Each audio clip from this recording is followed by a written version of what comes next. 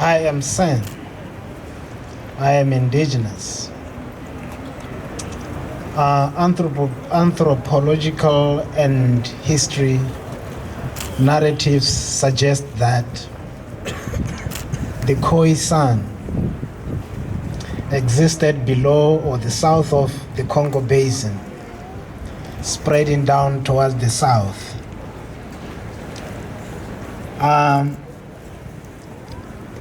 In the process of interaction, the Khoi and San experience horrible encounters. They were evicted, they were exploited, and the remaining were pushed into the fringes of the Kalahari Desert. Today we see the Khoi or the San spread throughout SADC region, and linguistically majority living in Botswana, where I come from. Well, I come from the Okavango Delta. As much as you know, the Okavango Delta is the UNESCO World Heritage Site. And next to it is the Tsodilo UNESCO World Heritage Site. The Okavango has been protected under UNESCO for its outstanding universal values. That is the abundance into biodiversity and cultural diversities that exists in that area. This history is necessary to share and appreciate so that we are able to understand where we are coming from and who we are.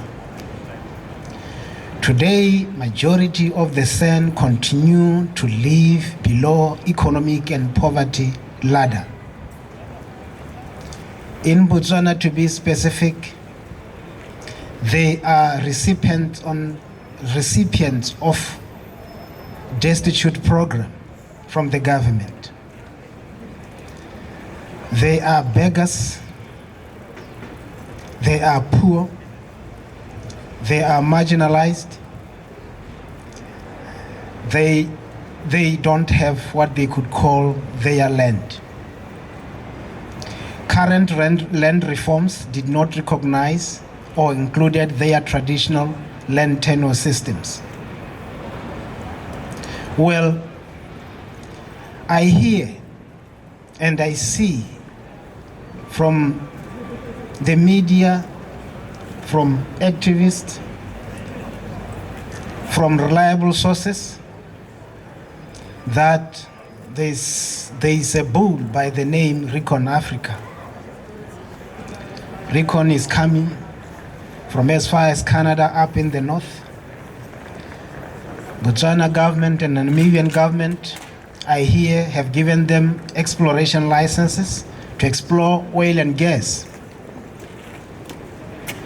In the history, I'm also told that the British protected Botswana,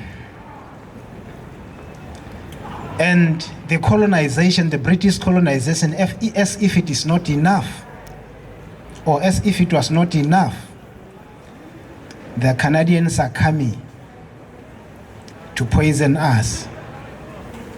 In Botswana, or Botswana has invested significant proportion of money into biodiversity conservation.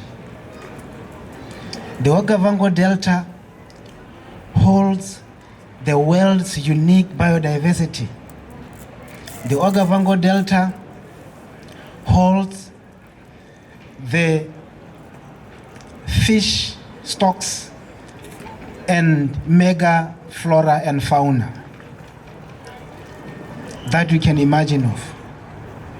The Okavango Delta has been celebrated as a wonderful, the jewel of Kalahari, a tourist destination. So Botswana literally has invested so much into biodiversity conservation.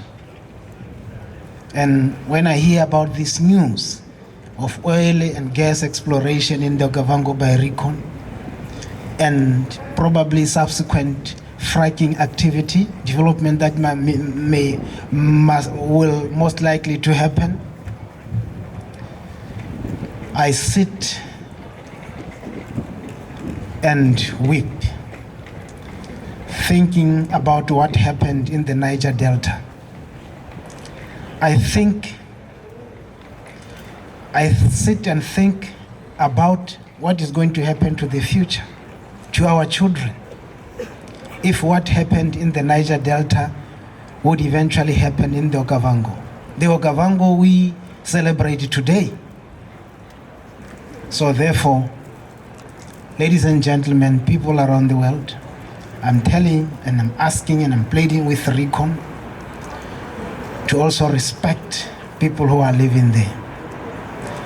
The Khoi and the San who live there, the local communities who live there, who are also marginalized, have their traditional economies embedded into this ecosystem.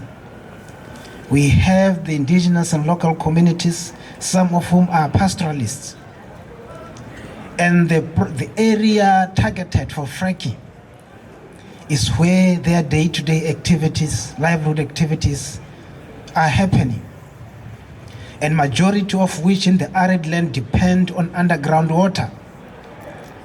As much as you are aware that Botswana, water is scarce resources in Botswana, and having something like this development, which has a potential of poisoning, the potential of pollution, polluting the underground water, polluting the environment, polluting the air that we are going to breathe, is unbearable to think about.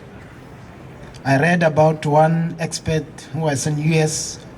He wrote about it and said, you know, the poisons, the numerous chemicals that are used in the process, the poison is very deadly.